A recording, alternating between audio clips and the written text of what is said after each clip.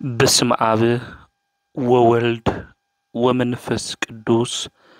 أحدو أملاك آمين. يتبارك እግዚአብሔር أملاك أبوينا لزاب صحن اسكزاتي ساعت قدم خلو لعلو خلو نبزا ساعت زي أزب صحنا نايبوتاتنا ناي قدوسان أملاخ ناتناون أملاخ قدوس እግዚአብሔር سمو استخبرن زتمسجنن يخون أما أملاك ولاديتا أملاك قدست قدوسان دنجل مريم سلف الصوم أدونتا سلف الصوم خبرن مسجانان يبصحيا خم أون قدوسان أبوتاتنا قدوسان أديتاتنا بستوهاوم خبر متن كله مسجانا يبصحيهم ازي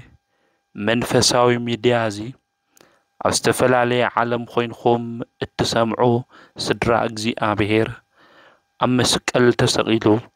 ፍጹም ዝኾነ ሰላሙ ብዝሃበና በኢየሱስ ክርስቶስ ፍጹም ሰላም ኸመይ ትጸንሑ ኸመይ ትኾኑ ሰላም እግዚአብሔር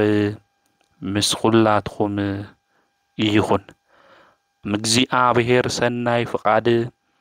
ንለምዓንተን መሃሮ ናይ ትምህርትና ርእስ ዝኸውን ነገስተ ምድር ሰብህዎ ለእግዚአብሔር ነገስታት ምድሪ ንእግዚአብሔር አመስግንዎ እዚ ቃል እዚ እንረኽቦ ኣብ መዝሙረ ዳዊት መዝሙር 68 ቁጽሪ 31 እዩ ልበ አምላክ ዳዊት ኣብ መዝሙሩ ክዝምር እንተሎ ናይ ምድሪ ነገስታት ንጉሰ ነገስታት ንዝኾነ ሰማይን ምድርን ፈጢሩን ዝገዝእ ናይ ዓለማት ኩሉ ንጉስ እግዚአብሔር ናይ ምድሪ ነገስታት ከምስግንዎ ከም ዝግባእ ንሽሙ ድማ ክዝምሩ ከም ዝግባእ ኣብ መዝሙር 68 ቁጽሪ 31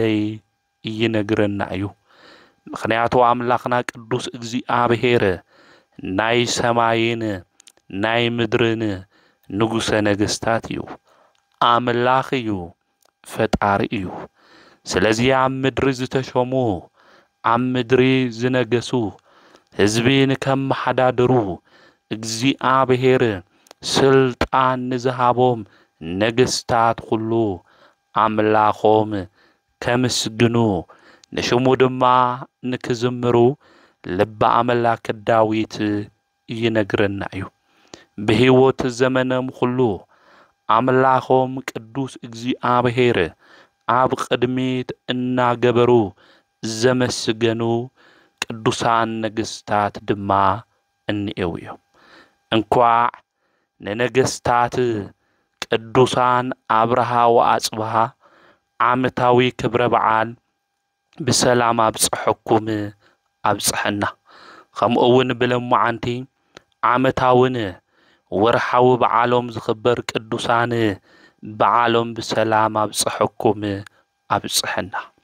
زوم قدوسان نجستات زيوم أبرها وأصبها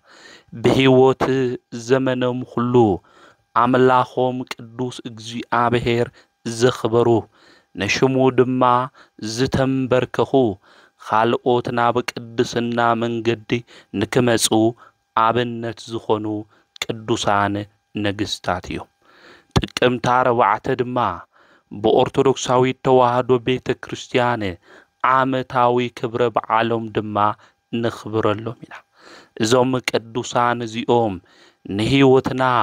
ብዙሕ ናይ ጽድቅ መንገዲ ምእንቲ ክንጓዓዝ አብነት ዝኾኑና ቅዱሳን እዮም እዞም ቅዱሳን እዚኦም በዘመኖም ሁሉ ብዙሕ አብያተ ክርስቲያናት ዝሃነጹ እዮም እዞም ቅዱሳን ነገስታት እዚኦም ኣብ ቤተ መንግስቶም ወንጌል ዝንገረሎም ዝነበረ ቅዱሳን መራሕቲ እዮም አብርሃ ወአጽብሃ ቅዱሳን ነገስታት እዞም ቅዱሳን ነገስታት እዚኦም ወላዲኦም ንጉስ ታዚር ተባሂሉ ይጽዋዕ ኣዲኦም ድማ ንግስቲ ሶፊያ ወይ ከዓ ኣህያዋ ተባሂላ ትጽዋዕ እዚ ናይዞም ቅዱሳን ነገስታት እዚኦም ኣቦኦም ናይ ዓድና ንጉስ ዝነበረ እዩ ኣብ ኣክሱም ኮይኑ ድማ ነብዙሕ ግዜያት ዘመሓዳድር ዝነበረ ንጉስ እዩ እዚ ወላዲኦም እዚ ብቅድስና ዝነብር ዝነበረ እግዚአብሔር ድማ ዝፈርሕ ዝነበረ በትሑት ልቡ ኮይኑ ንእግዚአብሔር ዘግልግል ዝነበረ ንጉስ እዩ ንጉስ ታዚር እዚ ንጉስ እዚ ንእግዚአብሔር አምላኽ ንከምስግን እቲ ዝተሾሞ ስልጣን አየሸንፎን ስልጣን ተዋህይዎ እንተገዝአ ሓላፍነት ተዋህይዎ ተተሾሞ እኳ እቲ ሓላፍነቱን ስልጣኑን ካብ እግዚአብሔር ብታሕቲ እዩ ኢሉ ንኣምላኹ ለእግዚአብሔር ብትሑት ልቦና ኮይኑ ዘመስገነ ዘምለኸ ንጉስ እዩ ናይ ቅዱስ አብርሃ ወአጽብሃ ነገስታት ወላዲኦም እግዚአብሔር ብምፍራህ እናገልገለ ህዝብ ድማ እናመሓዳደረ ኣብ ዝነበረሉ ግዜ ነገር ግን ናይ አብራኹ ክፋል ዝኾነ ውላድ ግን ኣይነበሮን መኻናት እዮም ነይሮም ሰበይቱን ኣብ ቤተ መቅደስ እናኸደት እግዚአብሔር ድማ ውላድ ንክህባ ትጽልእያ ነይራ እዚ ናይ ንግስና ዘመን ድማ እቲ ወንበር ናይ ንግስና ስልጣን ክትክእ ዝኽእል ህፃን እግዚአብሔር ንክህቦም ሰበይቱም ትጽልይ ንሱውን ኣብ መቅደስ ኮይኑ ኣብ ቅድሚ እግዚአብሔር ዝምብርከኽ ንጉስ እዩ ነይሩ ካብ ዕለታት ሓደ እዋን እዛ ንግስቲ ሶፊያ እዚኣ ናይ ሃና እሙ ለሳሙኤል ጸሎት ብምጥቃስ ሱዋኤ ትሕዝኒእኒ ፈጣሪ ድማ ክልምኖኒ ኢላ ነቲ ንጉስ ሓተተቶ እዚ ንጉስ እዚ ዓዲ ዘመሓዳድር እዩ እዚ ንጉስ እዚ ብዙሕ ነገር ናይ ምግባር ስልጣን ዘለዎ እዩ ነገር ግን እግዚአብሔር አምላኽ በትሕትና ኮይኑ ንዑ እናምለኸ ዝልምን ንጉስ እዩ ነይሩ ኣነ ንጉስ እየ ንሳ እንድሕር ዘይትወልድ ኮይና ናብ ኻሊእ ክኸድኒእኒ ዘይበለ ብንጽህና ኮይኑ እግዚአብሔር ዘገልገለ ንጉስ እዩ እታ ሰበይቱ እውን ኣነ ንግስቲ እየ ፍርቂ መንግስቲ ድማ እኒአኒ ድሕር ገዲም ናብ ኻሊእ ክኸድኒእኒ ዘይበለት ብዝሙት መንፈስ ዘይተተሓዘት ቅድስቲ እያ ንግስቲ ሶፊያ ስለዚ ንስብኣያ እቲ ንጉስ ሓተተቶ ንእግዚአብሔር ክልምኖኒ እንበለት ኣብቲ ዘመን እሱ ዝፈልጡ ሰባት ብዙሓት እዮም ኮኸው ዝቆጽሩ ከምኡውን ቆጽሊ ዝብጥሱ ብዙሓት ሰባት እኒአው እዮም ናብኦም ክኸድ የበለትን ሽግረይ ክፈትሐለይ ዝኽእል ነገራተይ ከሳኽዐለይ ዝኽእል አምላኽ ቅዱስ እግዚአብሔር እዩ ንሃና እግዚአብሔር ከምዝ ሰምዓ ሁሉ እሙ ለሳሙኤል ንኣይውን እግዚአብሔር ምእንቲ ክሰምዐኒ ንፈጣሪዬ ብጸሎት ክልምኖኒ ኢላ ነቲ ንጉስ ድማ ስዋኤ ንክትኣቱ ሓተተቶ እቲ ንጉስ ድማ ኦ ኣቲ ሰበይቲ ጽቡቕ ሓሳብ ሓሲብ ክኢሉ ብትምኽራ ድማ ተስማዕምዐ ንፈጣሪኣ ንእግዚአብሔር ድማ ንክትልምኖ ስዋኤ ሓዘት ስዋኤ ዝሓዘትሉ የካቲት 18 እዩ ነይሩ ንፈጣሪኣ ምልማን ዝጀመረትሉ ካብ ጸሎታ ከምዚ እናበለት ንኡ ድማ ትልምኖ ነይራ ኣብ ክሪቤል ልዕሊ እትነብር ናይ ባሕሪ ጥልቀት ሁሉ እትምልከት ጎይታይ ፈጣሪዬ ኦ ጸሎተይ ለመናይ ስማዕ ንብዓተይ ድማ ተመልከት እናበለት ትልምን ነበረት ንሕና ብህይወት ዘመንና ኩሉ ወገናተይ ከምዝ ዝበለ ልባዊ ጸሎት ክህልወና ይግባእ እዛ ንግስቲ እዚኣ ኣብቲ ዘመን እሱ ዝነበረ ንጉስ በዓልቲ ገዝኡ ዝኾነት ንግስቱ ሶፍያ ብንብዓት ኮይና ንኣምላኻ ንእግዚኣብሔር ብዝተሰበረ ልቢ ኮይና ከምዚ ኢላ ዝጸለየት ኣዶ እያ ንሕና እውን ብህይወት ዘመንና ኩሉ ንኣምላኽና ንእግዚኣብሔር ብዝተሰበረ ልቢ ኮይና ክንልምኖ ዝግብአና ብከምዚ ዓይነት ጸሎት እዩ እዛ ንግስቲ ሶፍያ እዚኣ በብዙሕ ጸሎት ንብዓት ድማ ስዋይኣ ክትውድእ ኣብ ዝበለትሉ ግዜ ሓደ ራእይ ድማ ተመለከተት ካብ ዓብይ እምባ ዝተተኸለት ዓባይ ኦም ድማ ተመለከተት እዛ ዓባይ ኦም እዚኣ ፍረ ዘለዋ እያ ብዙሕ ፍረ ዘለዋ ካብ ጫፍ እስካብ ጫፍ ዝተመልአት እያ ጫፋ ድማ ምድሪ ዝሽፍን ነበረ ሓደ ሰብ በብርሃን ክዳን ዝተጎናጸፈ ብኢዱ ትምህርተ መስቀል ዝሓዘ ናይ ወርቂ ዘንጊ ሒዙ ድማ መጽእ ክልተ መሳልል ሒዙ ድማ ብየማንን ብጸጋምን ጠጠው ኣበሎም ንግስቱ ሶፍያ እዚ ራእይ እዚ ምስ ረኣየት ሚስጥር ድማ ይርዳእ ይበላል እዚ ሚስጥር እዚ ምእንቲ ክግለጸላ ድማ ናብ እግዚአብሔር ኣምላክ ጸለየት ንሕና ነገራት ኣይግለጽ ይኩሉና እንተለዉ ነገራት ሁሉ ክሽፈኑ እንተለዉ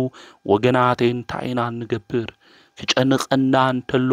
ጸልምትምት ክብለና እንተሎ ተስፋ ዝቁርጹ ነገራት ናብ ህይወትና ከመጹ እንተለዉ እኮ ኣድላይ ዝኾነ ውሳነ እኮ ኢና ቸኩልና ንፍጽም ነገር ግን ናብ ኣምላኽና ቅዱስ እግዚአብሔር ብሃምዚ ዝበለ ኩነታት ክንጽልይ ናብኡ ድማ ነገራትና ሁሉ ኣስተኻኽለልና ክንብል ይግብአና ከም ቅዱስ ሶፍያ ስለዚ እዚ ሚስጥር እዚ ንክገልጸላ ናብ እግዚአብሔር ጸለየት ዝለመንዎ እምቢ ዘይብል ቅዱስ ኣምላክ እግዚአብሔር ሓለቃ መላእክቲ ቅዱስ ሚካኤል ለኣኸላ እቲ መልአክ ድማ ብርሃን ተጎናጺፉ ነበረ ካብቲ መልአክ ግርማ ዝተልዓለ እቲ ዝነበረትሉ ቦታ ሁሉ ብብርሃን ተሞልአ ናይ መላእክቲ ሓለቃ ቅዱስ ሚካኤል ብየማና ድማ ጠጠው በለ እቲ ዝረኣየቶ ራእይ ድማ ተርጎመላ ዝረኣኽዮ ቆጽሊ ወንጌል እዩ በላ ሪኣቶ ዝነበረት ዓብይ ኦም ዝኾነ ቆጽሊ ዘለዎ ስለ ዝኾነ ንሱ እንታይ እዩ በላ ወንጌል እዩ በላ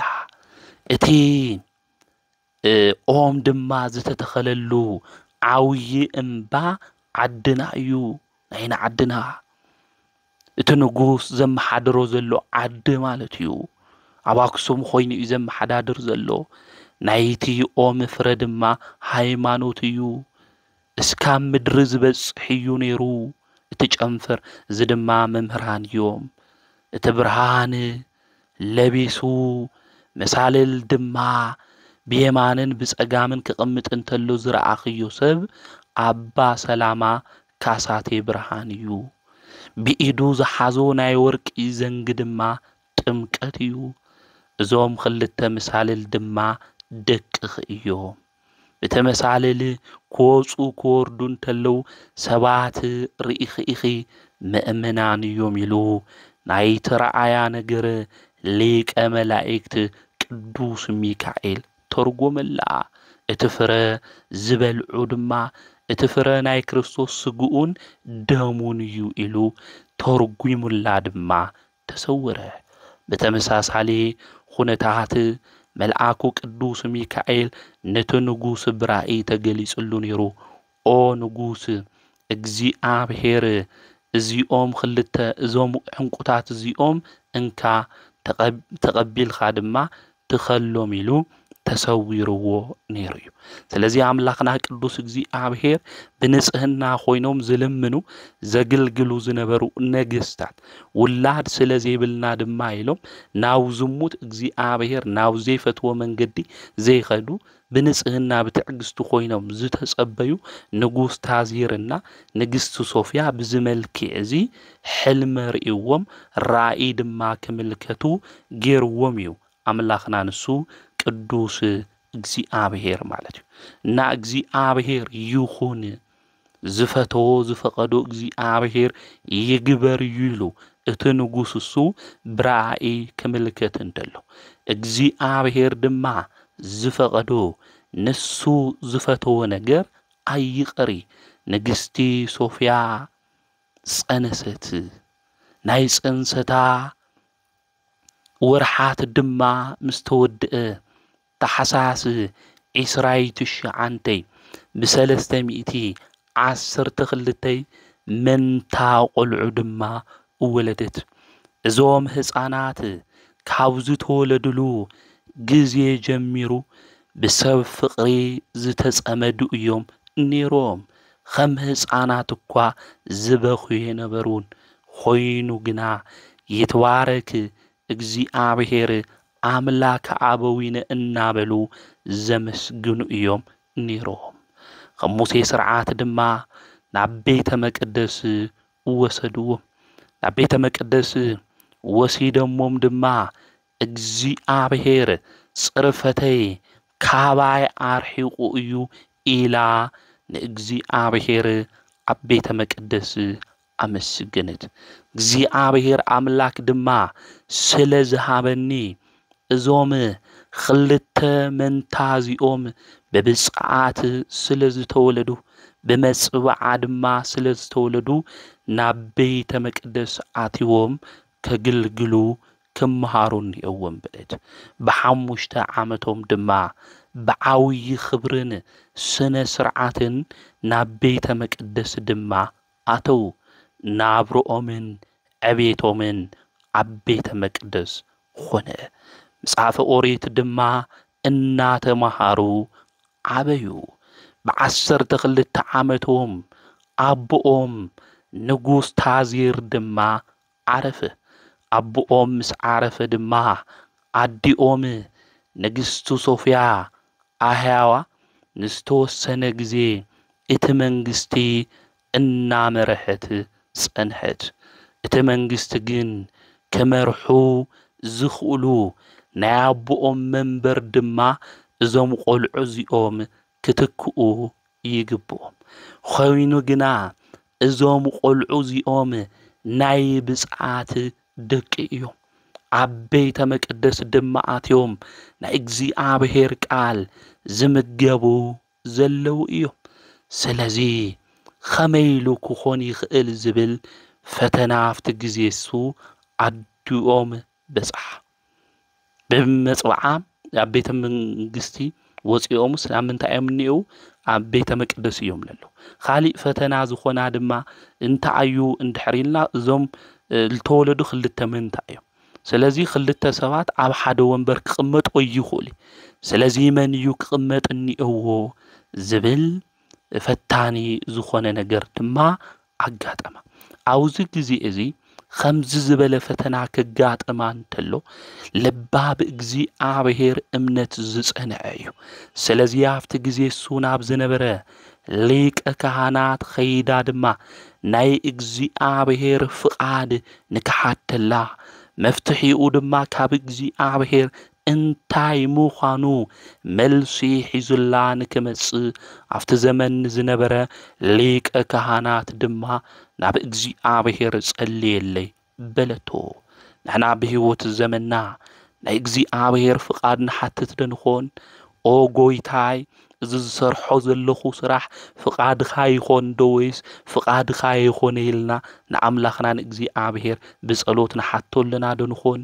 ወይስ ብና በዓልና ፍቃድ ብና በዓልና ስልጣኒና ነገራት ሁሉን ንፍጽም ስራሕትና ሁሉን ንሰርሕ ስለዚህ ክነስተውዕል ይግባእ ብህይወት ዘመንና ሁሉ ክንጓዓዝ እንተለና እንገብሮም ስራሕቲ ሁሉ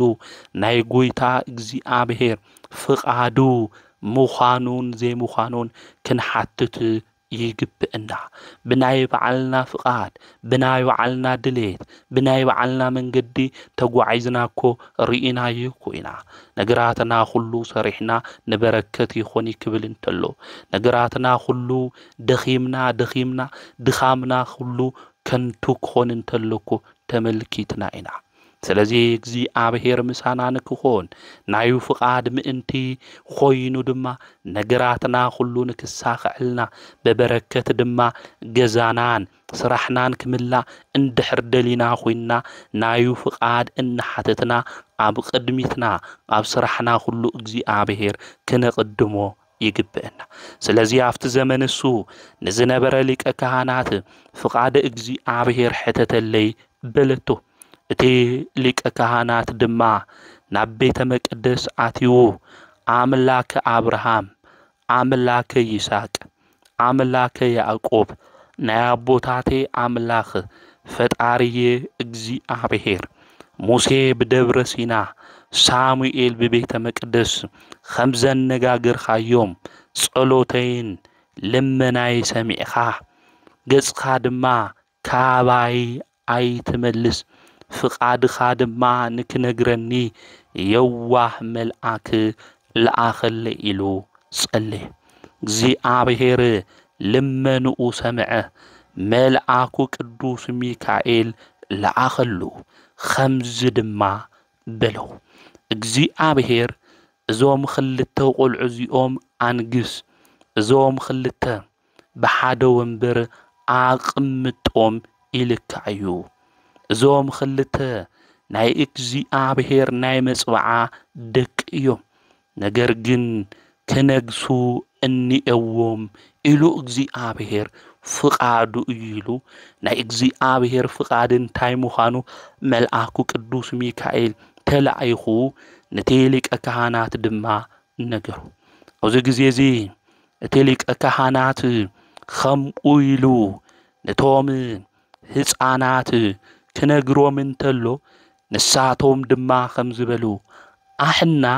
ናይ እግዚአብሔር ናይ መጽዋዓ ደቂ ኾይና ተዋሂውና ኢና ክንነግስ ድማ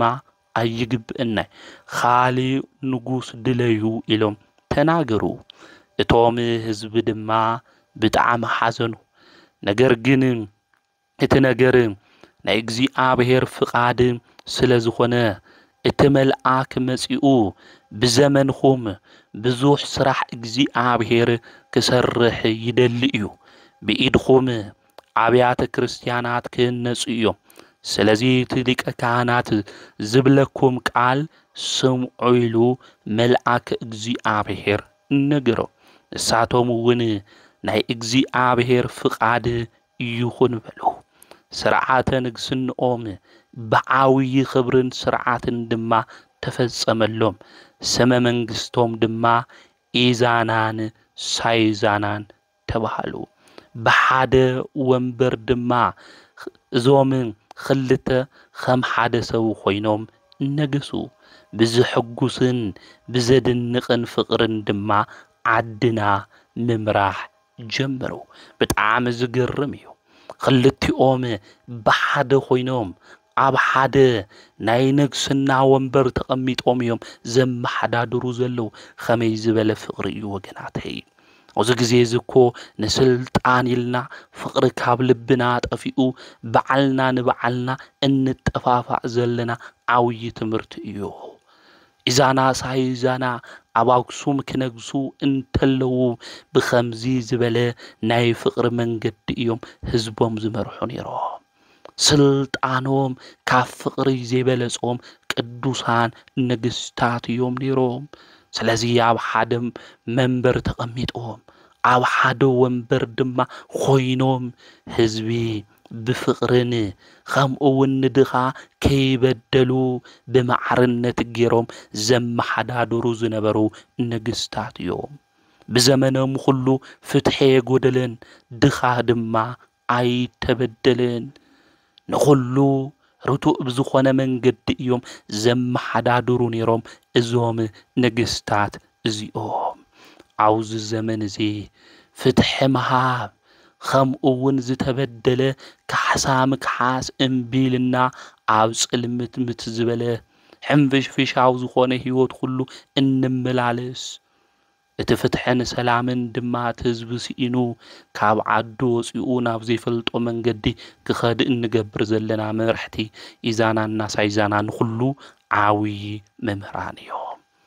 سلازي كنستو اللبك نبليو زقبئنا لزي إزانا الناس عيزانا بزمن قدزي عاو زمنهم دما يم حدادرو نيروم عاو زمنهم بزي من قدزي كم حدادرو انتلو فقر يونيرو سنيت يونيرو سلام يونيرو هزي عدنا سلامنا في قوايو قزي عدنا هزانات بسلام وصيوم بسلام مملاسوم خبيدو خوين ايو حواتنا كاب جزئن وصيئن تمليسن ناو جزئن اسكاو لآتوا ولدي يجنقو اللو ايو سلام زنقسو عدي يخوني خززلنا اتي سلام زخوني نجر እግዚአብሔር አምላኽ ሰማያዊ ንጉስ ንሱ ከበና እንድሕር ደሊና ኮይና ብናይ ሰላማዊ ንጉስ እግዚአብሔር በፍቅር መንገዲ ክንመላለስ ይግበአና ይዛናና ሳይዛና በሓድነት ኮይኖም بفقر من قدو خوينم يوم هزوهم زم حدادرو نيروم حادنت دما ناي እግዚአብሔር مجلس إيو حادنت كاوشتنا طفيو ناي سلطان صمئي ناومبر صمئي عبلبنا سفيرو ناي سو فقر دما كاوشتنا طفيو بزيد اللي من قدو كله النقعاس نسلطان نايلنا حاونا نقتل نسلطان يلنا ناي سمطفا منم زي مسلنا عوز زمن زي بزحاتينا زلنا ناي حدنت لبي كاو كلنا طفيو بوردا بقبلي خمقون بستفلالي طابياتا تخفافيلنا زطفانا بزحاتينا زلنا ناي حدنت منفس حاد زقبر قدوس እግዚአብሔር አው ሁልና ውሽጥ ንከሉ ናቱ ቅዱስ ፍቃደ ይኹነልና ስለዚህ በሐድነት ኾይኖም በፍቅሩ ኾይኖም ፍትሕከ ጓደሉ እዞም ቅዱሳን ነገስታት እዚኦም ይመርሑ ኔሮም እዞም ቅዱሳን ነገስታት እዚኦም ዝመርሕዋ ዓዲ ሰላምን ፍቅርን ሲኢና ሓድነትና ተበታቲኑ ምርአይ ግን አዝዩ ዝኸብድ ጉዳዩ ስለዚህ ኢዛናና ሳይዛና ናዮም ንጋስ አብ ዓዱ ሁሉ ድማ ወርኦም ተሰምዐ ምክንያቱ አው ዘመኖም ዓመፀኛ ይነበረን አው ዘመኖም ዝብድል ሰብ አይነበረን በሰላም የማሐዳድሩ ስለዝነበሩ እዛ ሰላም ዝሰፈና ዓድዚአ ኸመይ ዝበለትያ እናበሉ ሰባት ወራአ ዝሰምዑላ ዓዲ እያ ነይራ እዞም ክልተ ነገስታት እዚኦም ግን ዘጨንቆም ጉዳይ ኔሮ ዘጨንቆም ስለ መንግስቶም ጉዳይ ሆነ ኔሮ ስለ ስልጣንም ጉዳይ ሆነ ስለ ወንበርም ጉዳይ ሆነ እዞም ክልተ ነገስታት እዚኦም ዘጨንቆም ኔሮ ዘጨንቆም ዝነበረ ለሊቀ ካህናቱ ድማ ዝነገርዎ ስለ ናይ ኢየሱስ ክርስቶስ ሙላድዩ ኔሮ ስለ ጎይታ መድኃኒት ኢየሱስ ክርስቶስ ዘጨንቆም ጉዳይ ኔሩ ስለ ወንጌል ዘጨንቆም ጉዳይ ኔሩ ስለ ቃለ እግዚአብሔር ዘጨንቆም ጉዳይ ኔሩ እዚ ሚስጥር እዚ ኸመይ ዝበለ ሚስጥር እዩ እናበሉ ስለ ናይ እግዚአብሔር ነገር ዘጨንቆም ዝነበሩ ነገስታት እዮም ተሊቀ ካህናት ከነግሩዎ እንተለው ተሊቀ ካህናት ድማ ኸምዝ በለዎም ፍሬምናጦስ ዝበሃል ሰብኒኦ እሱ ከነግሮኩም እዩ በለዎም ቅዱስ ፍሬምናጦስ አባ ሰላማ ካሳቴ ብርሃን ስለነገረ ተስዊቱ ሚስጥር ንከረድኦም ድማ ሓተትዎ ነሱ ነቢያት በመንፈስ ቅዱስ ተመሪሖም አካላዊ ቃል እግዚአብሔር ወልድ ከወለድዩ ካብ ዝበልሉ ጀሚሩ ናይ ልደቱ ናይ ጥምቀቱ ናይ ትምህርቱ ናይ ስቅለቱ ናይ ሞቱ ናይ ትንሳኤኡ ናይ እርገቱ ምስጢር ብዝግባእ ድማ ኣምሕሮም ዓድና ብ34 ዓመተ ምህረት በባኮስ ክርስትና ሃይማኖት ተቀቢልና ኢና ክርስትና ሃይማኖት ንቀበል እምበር ምስጢረ ጥምቀት ምስጢረ ቁርባን ክፍጽመልና ዝኽእል ጳጳስ ግን ኣይነበረናን ስለዚ ስለናይ ክርስቶስ ነገር ነገሮም ኣምሕሮም አውዚ ጊዜ እዚ ምስ ኣምሕሮም ምስ ነገሮም ድማ ንሳቶም ዝስርዓት ዛብ ዓድና ክስፋሕፋሕ እኒእዎ በለው ምስጢረ ጥምቀት ኣብ ዓድና ክህልው እኒእዎ ምስጢረ ቁርባን እውን ክህልው እኒእዎ በልዎ እዚ ነገር እዚ ድማ ንስኻ ክትገብር እኒእካ በልዎ ባፍሬምናጦስ አውዚ ጊዜ እዚ ስልጣነ ክህነት እኮ እየብለይን እዚ ነገር እዚ ክገብር ዝኽእል ስልጣነ ክህነት ዘለዎ እዩ ኢሉ ነገሮም እዞም ነገስታት እዚኦም ደብዳቤ ጽሒፎም ኣብ እስክንድርያ ፓትርያርክ ናብ ዝነበረ ናብ ቅዱስ አትናቴዎስ ድማ ደብዳቤ ጽሓፉ ፍሬምናጦስ ናብ ዓድና ጳጳስ ኮይኑ ተሸይሙ ንክመጽእ ምስ ብዙሓት ሊቃውንቲ ድማ ኢዛናና ሳይዛና ለኣኽዎ ፍሬምናጦስ ናብ ግብጺ ኸይዱ አባ ፍሬምናጦስ ኾይኑ ድማ ጵጵስና ተሸይሙ ብዙሓት ቡልያት መጻሕፍቲ ከምኡውን ናይ ሐዲሳት መጻሕፍቲ ናስርዓተ ቤተ ክርስቲያን መጻሕፍቲ ካልኦት ነዋያተ ቅዱሳት አትሒዙ ቅዱስ አትናቴዎስ ፓትርያርክ ድማ ሸይሙ ብኽብሪ ለኣኹ አባ ሰላማ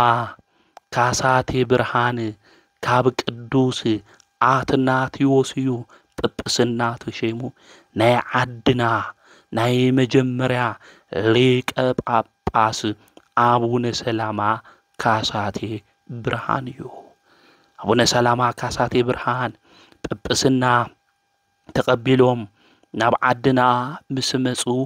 አቀዲሞም ንኢዛናና ሳይዛና እዩ አጥሚቁዎ እዞም ነገስታት እዚኦም ምስ ጠመቆም ድማ ንኢዛና አብርሃ ንሳይዛና ድማ አጽብሃ ኢሉ ሹም አውጽቆሎም እጽሉ ድማ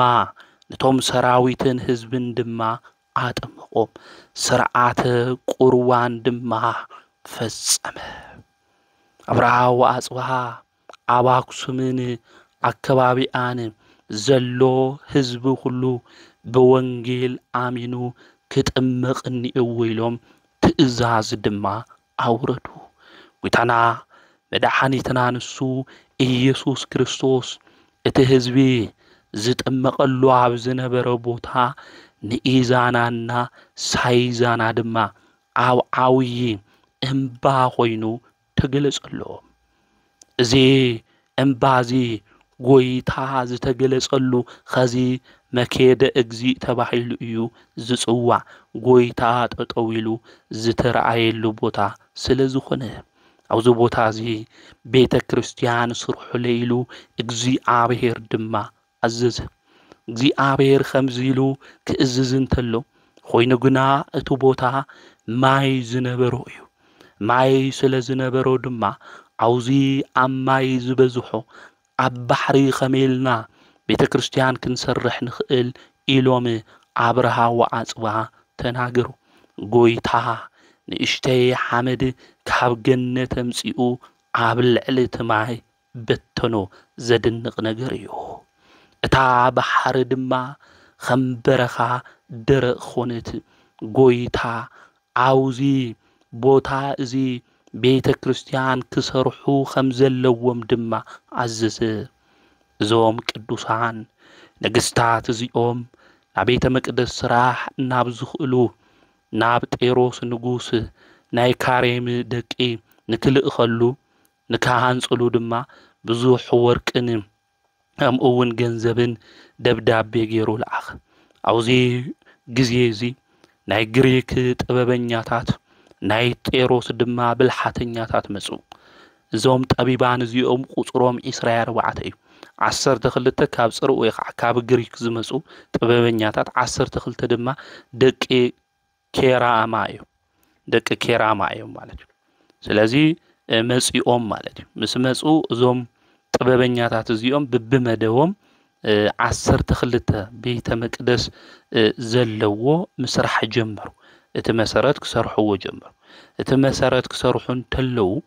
ጎይታና መድኃኒትና ኢየሱስ ክርስቶስ ነቶም ነገስታት ድማ ተራእዮ ንሶም ድማ ሰገድሉ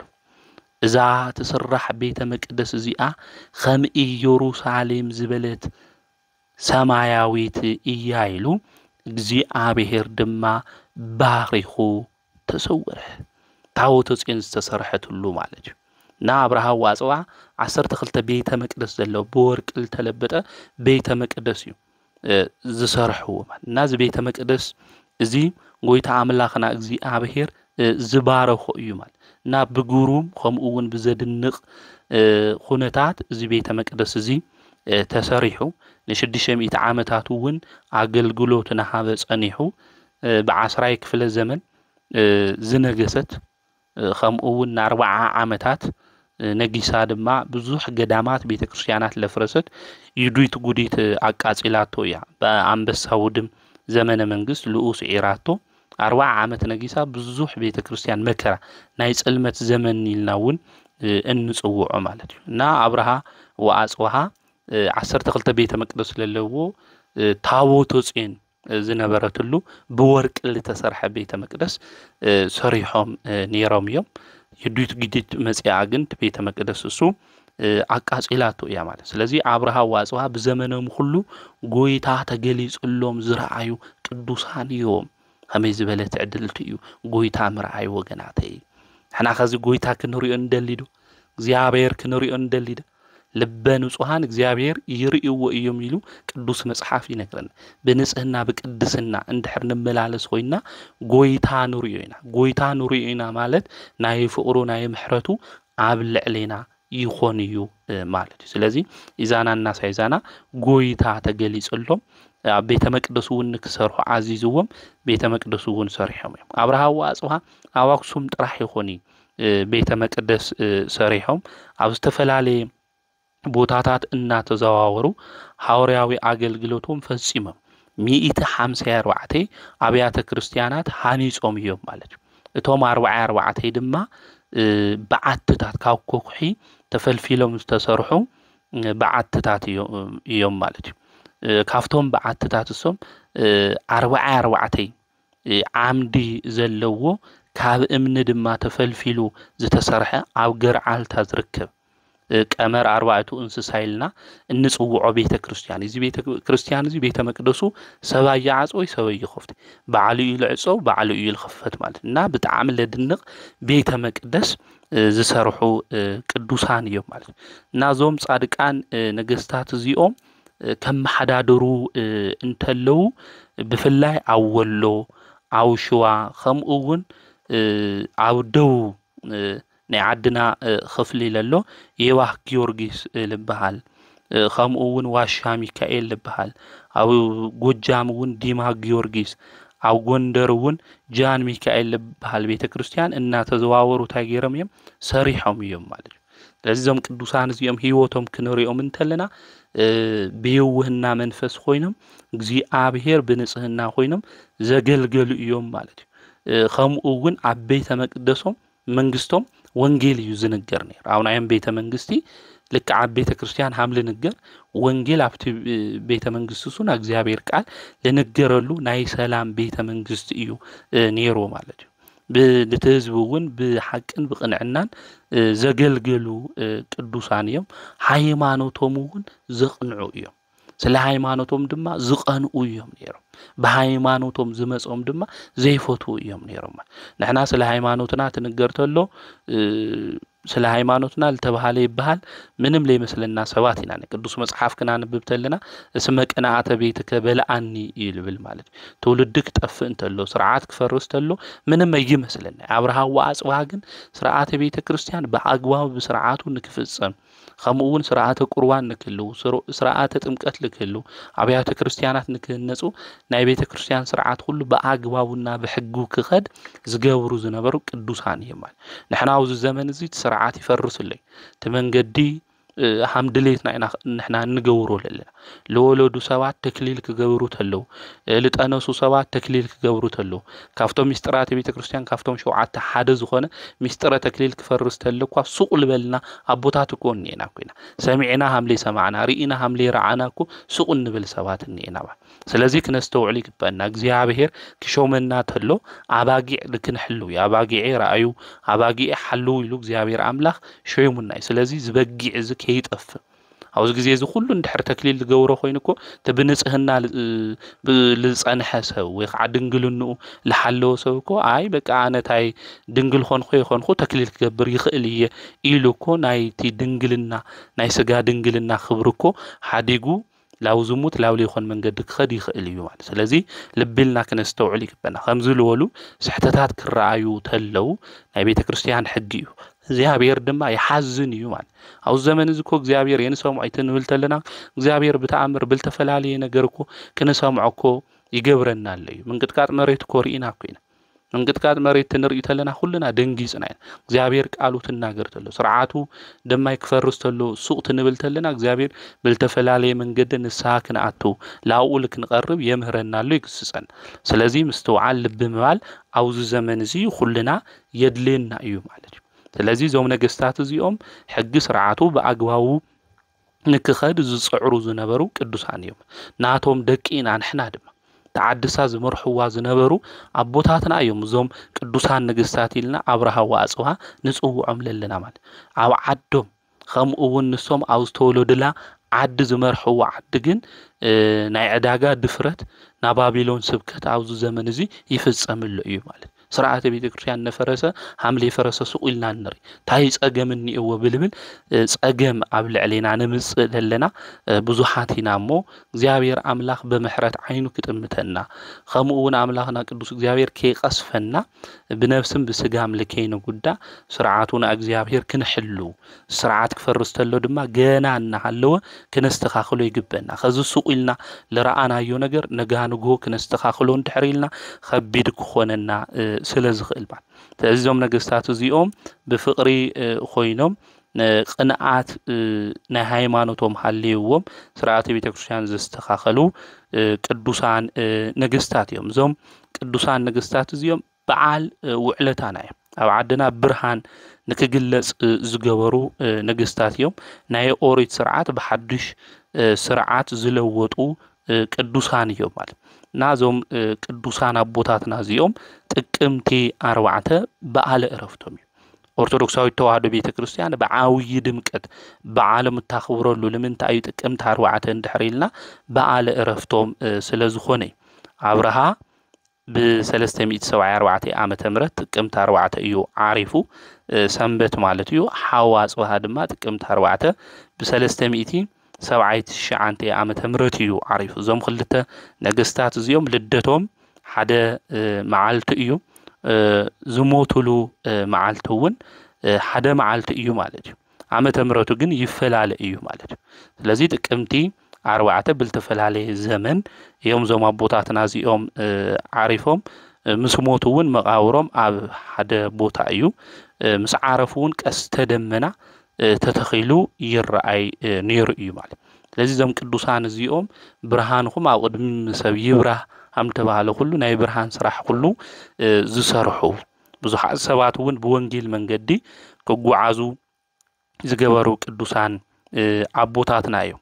قويتاون زم قدوسان زيوم قال كيدان آتيولهم زخرخم زذكر سمخم زصوع كمحرئية بسمخم زحل ماي زستين هيوتهم ماي كستئية بشومخم تأمي انجراز بلعه ናህይወት እንጀራ ከብልዑየ ብሽሙኹም ቤተ ክርስቲያን ዘስርሐብ ኣብ መንግስተ ሰማያት ገዛ ክህወየ ብሽሙኹም ማህሌት ዝቆመ ናይ መላእክቲ ዜማ ወይ ማህሌት ከስምዖ ኢሉ ቃል ኪዳን ኣትይውሎም እዩ ስለዚ እዞም ቅዱሳን አቦታትና እዚኦም እግዚአብሔር ቃል ኪዳን ስለለኣተወሎም ብናቶም ቃል ኪዳን አምላኽና ቅዱስ እግዚአብሔር ምሕረቱ ሰላሙ ምእንቲ ከዕድለና አምላከ አብርሃም ዋጽዋ ናይዞም ቅዱሳን እዚኦም ነገስታት አምላኽ ዝኾንካ እግዚአብሔር ለኣተው ካሎም ቃል ኪዳን ዘኪርካ ንዓና ሰላምን ፍቅርን ንሶም ብዝነበርዎ ናይ ሰላም ናይ ፍቅር ዘመን ሁሉ አባናውን ናይ ሰላም ናይ ፍቅሪ ግዜና ዘመን ምእንቲ ክህልወና ሓደረኻ አምላኽና እግዚአብሔር ስምዕና ንብልና ላኡ ጸሎት ክንገብር ይግበአና ነገስተ ምድር ሰብህዎ ለእግዚአብሔር ናይ ምድር ነገስታት ንእግዚአብሔር አመስግንዎ ንጎይታውን ዘምሩ ኢሉ ልበ አምላክ ዳዊት ሃምል ተናገረ ሁሉ ናይ ምድር ነገስታት ኮይኖም ንእግዚአብሔር ዘመስግኑ ስለ ሽሙ ድማ ዘዘመሩ ብዙሕ ቤተ ክርስቲያን ዝሃነጹ ወንጌልውን ኣብ ዓድና ክትስፋሕፋሕ ዝገበሩ ብርሃንውን ኣብ ዓድና ክበርህ ስርዓት አዲስ ኪዳንውን ኣብ ዓድና ክስፋሕፋሕ ዝገበሩ ቅዱሳን ነገስታት እዮም ሞ ናይ አብርሃ ወአጽብሃ ረድኤቶም በረከቶም አማላድነቶም አይፈለየና ምስ ኩላትና ይኹን ከምኡውን ብለሙዓንቲ ጥቅምቲ 4 መጽሐፈ ስንክሳር ክናነብብ እንተለና ቅዱስ ባኮስ በሰማዕትነት ዓሪፉ እዩ እዚ ቅዱስ ባኮስ ሰርጌስ ዝበሃል ቅዱስ አቦ ዓርኩ እዩ ንጉስ አንጢያኮ ብዝበሃል ከሓድ ዝነበረ ንጉስ በሰማዕትነት ድማ ዓሪፉ እዩ እዚ ቅዱስ እዚ አቅድሙ ሒዝዎ ዝነበረ መክሲሚያኖስ ዝበሃል እዩ እዚ አቦና ቅዱስ ባኮስ ወታደር እዩ ነይሩ ዕጥቁ አፍቲሑ ዓውይ ስቃይ ድማ ብልዕልዮ ብጽሕሉ እዩ መክሲሚያኖስ እዚ መክሲሚያኖስ እዚ ዓውይ ስቃይ መሰብጽሕሉ ዳሓረ ናብ ሶርያ ዓዲ ንጉስ ናብ ዝነበረ አንጢያኮስ እዩ ሰዲድዎ እዚ አንጢያኮስ ንጉስ ድማ ቅዱስ ሰርጌስ አሲርኩም ቅዱስ ባኮስ ድማ ሰቂልኩም ደብዲብኩም ኣብ ክሳዱ ዓውይ እምኒ አንጠልጢልኩም ናብ ኤፍራጥስ ባሕሪ ደብሪዎ ኢሉ አዚዙ እዩ ንጉስ ከምዛ አዘዞ ድማ እስቶም ኣብቲ ዘመን እሱ ዝነበሩ ወታደራት እዚ ፈጺሞም እዮም እግዚአብሔር ግን ናይ ቅዱስ ባኮስ ስጋ ይሕሉ ነይሩ እዩ ስለዚህ ይሕልዎ ስለነበረ እግዚአብሔር ናብ ዓውይ ወደብ አብጽሖ ኣብቲ ወደብ አካባቢ ዝነበሩ ብገድል ድማ ዝተጸመዱ ተሓደ ሽሙ ማማ ናተ ኻልኣይ ድማ ባባ ዝበሃሉ ባህታውያን ነይሮም ማለት ነዞም ክልተ ሕዋት እዚኦም ባህታውያን ጎይታ እግዚአብሔር መልአኩ ልኢኹ ተገለጸሉ ኣብዚ ግዜ እዚ ምስ ተገለጸሎም ኸይዶም ናይ ቅዱስ ባኮስ ስግኡ ናብ በዓቲ ንከምጽዎ እዩ እግዚአብሔር አዚዝዎም ነይሩ ከምቲ ዝኣዘዞም ድማ ንሶም ገይሮም ማለት እዩ ኣብዚ ግዜ እዚ ከምኡ ምስ ገበሩ ድማ እቲ ስግኦም ብፍላይ ናይ ቅዱስ ባኮስ ስጋ አንበሳ ከምኡውን ናይ አራዊት ዝነበሩ ይሕልዎ እዮም ነይሮም እዞም አራዊት እዚኦም ስጋዮም ልበልዑ ናሰው ወይ ከዓ ናኻልኦት እንስሳ ስጋ ልበልዑ እዮም ነገር ግን እግዚአብሔር አምላኽ ስለለኣዘዞም ናይቲ ቅዱስ አቦሱ ታይገብሩ ነይሮም ማለት እዩ ስግኡ ይሕልዎ ነይሮም እዞም ቅዱሳን እዚኦም ድማ መጽዮም ናባኮስ ስግኡ ወሲዶም ብዓውይ ክብርን ናመስገና በዓቶም አውጽሖም ቀቢሮም እዮም ማለት ስለዚህ እዚ አቦ ዝ ቅዱስ እዚ በሰማዕትነት ለሐለፈ አምላኽ ቅዱስ እግዚአብሔር ኣብ ልበይ ከንግሶ እየ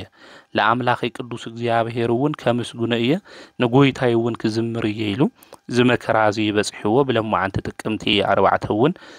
በዓለ ዕረፍቲ እዩ ከምኡውን ብለሙዓንቲ ብዙሓት ቅዱሳን አቦታትና አዴታትና በዓለ ዕረፍቶም ካብኣቶም ሐዋርያው ቅዱስ ሐናንያ እዩ ሐዋርያው ቅዱስ ሐናንያ ኣብ ቅዱስ መጽሐፍ ከም ንፈልጦ ካብቶም 72 ያርድት ሓደ እዩ ማለት እዚ ቅዱስ ሐዋርያ ዝኾነ ሐናንያ ብለሙዓንቲ በሰማዕትነት ዓሪፉ እዩ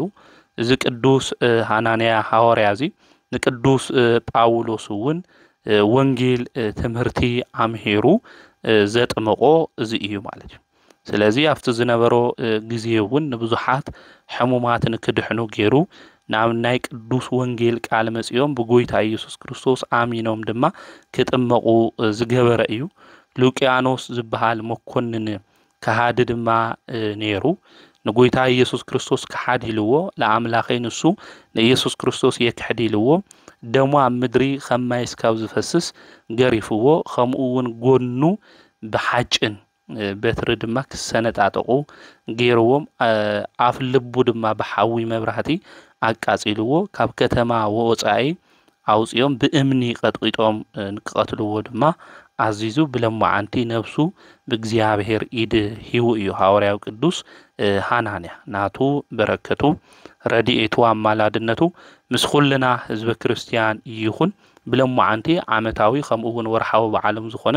ቅዱሳን አቦታትና አዴታትና በረከቶም ረዲኤቶም ምስኹላትና ይኹን ነገስተ ምድር ሰብህዎ ለእግዚአብሔር ሐምልበላ በህይወት ዘመንም ሁሉ ለአምላኹም ለእግዚአብሔር አመስግኖም ለዘመሩ ዓመታዊ ክብረ በዓለም እናኽብረለን በድምቀት ኣብ ዓድና በዓሎም ዝኽበር አብርሃ ወአጽብሃ በዓለም በድጋሚ እንኳ አብጽሕና ብሩኽ በዓል ድማ ይግበረና ምህረና ዝገሰጸና ናይ አቦታትና አምላክ ቅዱስ እግዚአብሔር ስሙ ተኸበረን ተመስገነን ይኹን ወስብሐት ለእግዚአብሔር ወወላዲቱ ድንግል ወለመስቀሉ ክቡር